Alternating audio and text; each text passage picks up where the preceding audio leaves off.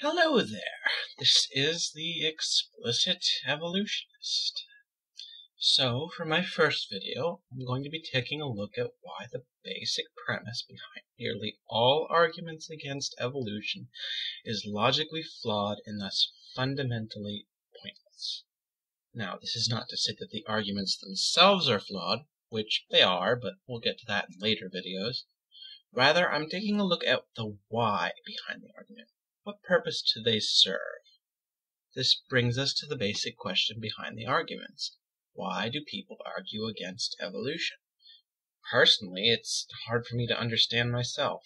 There's no logic behind it that I can easily find, and fighting against science in a mountain of evidence just seems stupid. The people who generally argue against evolution fall into relatively one category: creationists. Of course, you've got others like intelligent design proponents and just imbeciles who just like to argue for the sake of arguing. Still, the debate is almost always set up as evolution versus creation, which makes utterly no sense when you think about it. That's like a debate of atomic theory versus the theory of plate tectonics. It makes no sense. And even that is probably a bad analogy because creationism, intelligent design, or whatever you want to call it, is not a scientific theory. Anyway, evolution has nothing to do with the so-called creation of life, or really the origin of life. That, like so many before me, I've been quick to point out, is the study of abiogenesis, which I will not be discussing in this video. Alright, so maybe your problem with evolution isn't due to the creation of life, which again it can't be anyway.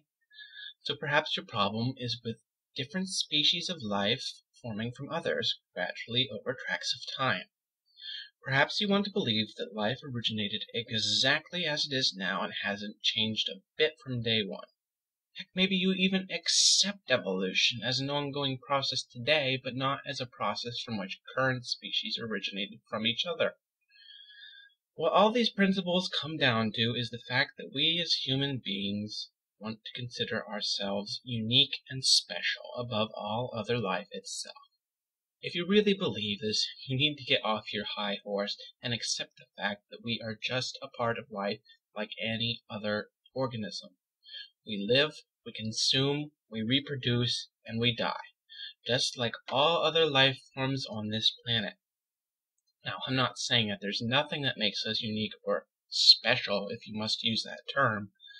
Our lineage and adaptations are just as unique in their own right, just as is the lineage and adaptations of all other life forms. However, we are not better than these organisms. Different and more capable at certain things, yes, but not overall better. But perhaps I am getting too philosophical now. To get back to the main point of this video, most people who argue against evolution do so to attempt to prove themselves right. Thus, if evolution is wrong, then creationism must be right. This is a logical fallacy known as the false dichotomy or the false dilemma. It refers to a type of black and white thinking where if the opposition is wrong, then you must be right. Let's take a simple example where there appear to be two options, option A and option B. Now, if option B digs up some sort of evidence that seems to prove option A wrong, can they claim to be the right answer? No. Why? Because they set up a false dichotomy. What about option C, or option D, or even E, F, or G? Option B certainly hasn't ruled out these other options simply by ruling out A. Now, to relate that back to the evolution-creation debate, creationists seem to think that by proving evolutionists wrong, their answer is automatically right. Assuming the creationists in question believe in the Judeo-Christian God, have they ruled out other gods like the Hindu God or the Islamic God or even gods like Zeus or Odin? And for those who argue for simply creation or intelligent design in general, by defeating evolution, have you ruled out the chance that the universe was created by magic pixie dust, or by cosmic radiation, or by the collision of two alternate realities? Have you ruled out the possibility that the universe has always existed, or that there is some method to its arising that we cannot possibly fathom at the present moment? The answer, obviously, is no.